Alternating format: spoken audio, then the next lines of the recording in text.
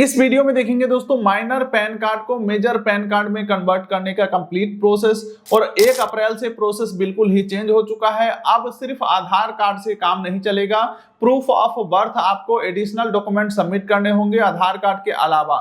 तो इस वीडियो में देखेंगे नए प्रोसेस के माध्यम से कैसे हम माइनर पैन कार्ड को मेजर पैन कार्ड में कन्वर्ट करेंगे।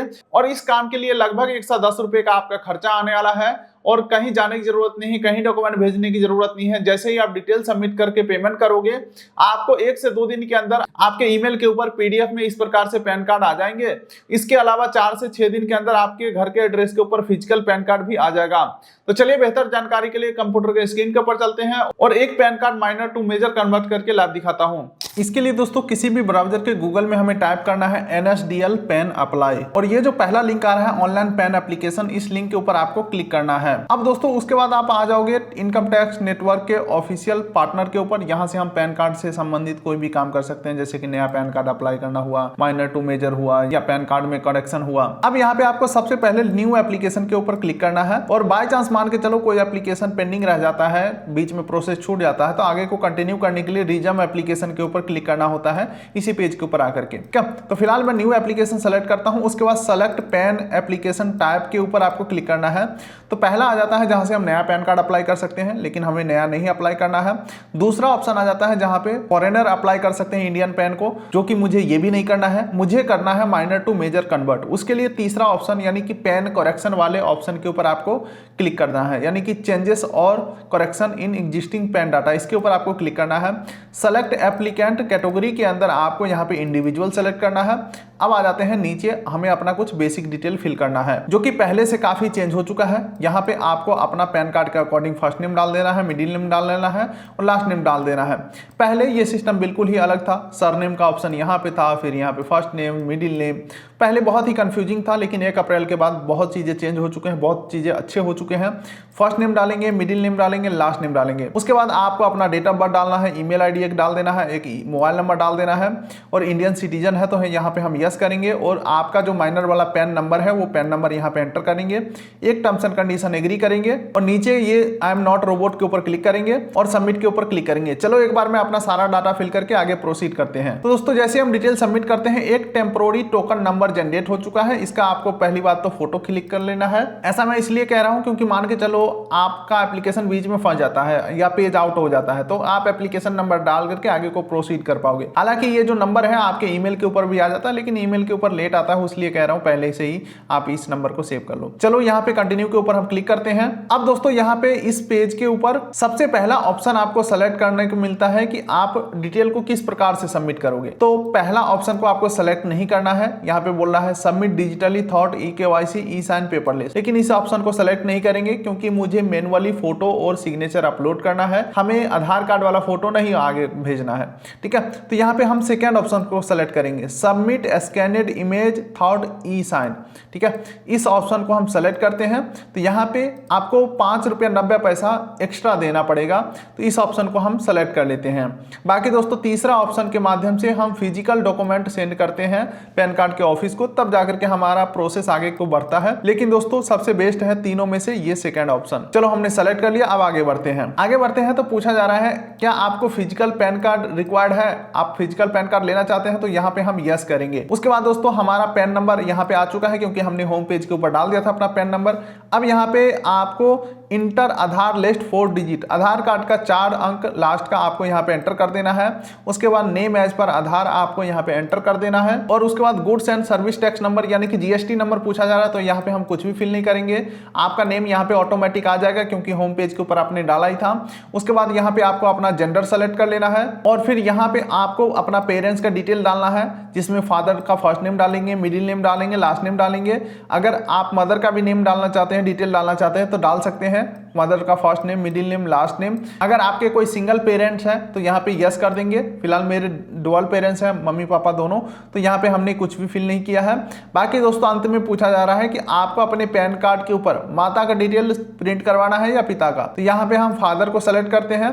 तो चलो एक बार मैं सारा डिटेल फिल करके नेक्स्ट करता हूँ। चलिए दोस्तों अब हम अगले पेज के ऊपर आ चुके हैं। यहाँ पे कॉन्टैक्ट एंड अदर डिटेल हमें कंफर्म करना है, ये आप देख सकते हैं। तो यहाँ पे सबसे पहले हम रेसिडेंट सेलेक्ट करेंगे, उसके बाद हमें हमें अपना घर का पूरा एड्रेस फिल करना है, flat, building, road, street number, locality, city, district, state, pin code, zip code में कुछ भी नहीं डालेंगे। ठीक है, कुल मिलाकर के हमें अपना आधार कार्ड वाला यहाँ पे एड्रेस फिल कर देना है। कॉन्टैक्ट डिटेल के अंदर कंट्री कोड इंडिया सेलेक्ट करेंगे, अपना मोबाइल नंबर जो आपने डाला था अभी अप्लाई करते समय वो ऑटोमेटिक आ ही जाएगा। ठीक है, अंत में आपको अपना एक ईमेल आईडी डाल देना है। उसके बाद अंतिम में पासपोर्ट नंबर और tax payer identification number, tin number वगैरह पूछा जा रहा है, तो ये सब हमारे पास नहीं है, तो ये सब हम कुछ भी नहीं फिल करेंगे। बाकी दोस्तों डिटेल्स को आपको सेव करते रहना है ताकि आपका डाटा लॉस्ट ना हो। चलिए दोस्तों, डिटेल फिल करके जैसे ही हम आगे बढ़ते हैं तो यहाँ पे आ जाता है डॉक्यूमेंट अटैच करने का ऑप्शन, जहाँ पे प्रूफ ऑफ आइडेंटिटी में आप आधार डिटेल दे सकते हो, प्रूफ ऑफ एड्रेस में आधार डिटेल आप दे सकते हो, proof of date of birth में आप आधार डिटेल नहीं दे सकते हो। दोस्तों यही तो नया अपडेट है। जी हाँ दोस्तों, पहले सिर्फ आधार कार्ड से सारा काम हो जाता था पैन कार्ड से संबंधित,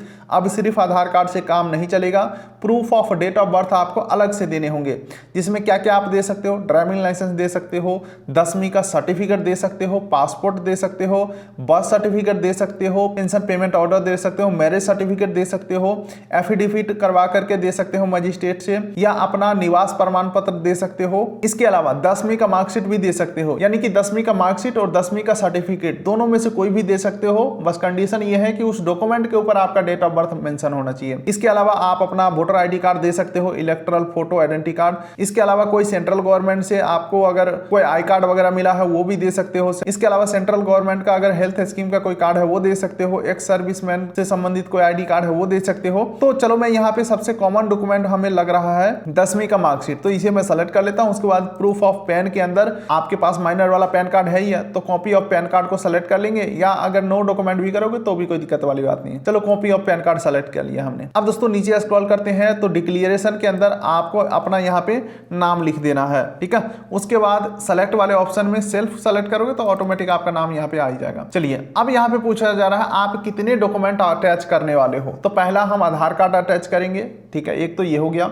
दूसरा हम अटैच करेंगे पैन कार्ड, 2 डॉक्यूमेंट हो गया। और तीसरा अटैच करेंगे हम 10वीं का मार्कशीट, यानी कि टोटल नंबर ऑफ 3 डॉक्यूमेंट को हम अपलोड करने वाले हैं। तो यहाँ पे हम 3 एंटर कर देते हैं। अब यहाँ पे दोस्तों पैलेस के अंदर आपका जो भी जिला का नाम है वो यहाँ पे डाल देना है। ठीक है, अब नीचे आ जाते हैं। नीचे आते हैं तो यहाँ पे फोटो एंड सिग्नेचर अपलोड करने का ऑप्शन आ रहा है। तो फोटो का साइज का जो कुछ कंडीशन है वो यहाँ पे लिखे हुए हैं। अगर आप एक्सपर्ट हैं तो फोटोशॉप से बना लेंगे, अगर एक्सपर्ट नहीं है तो भी कोई दिक्कत वाली बात नहीं है।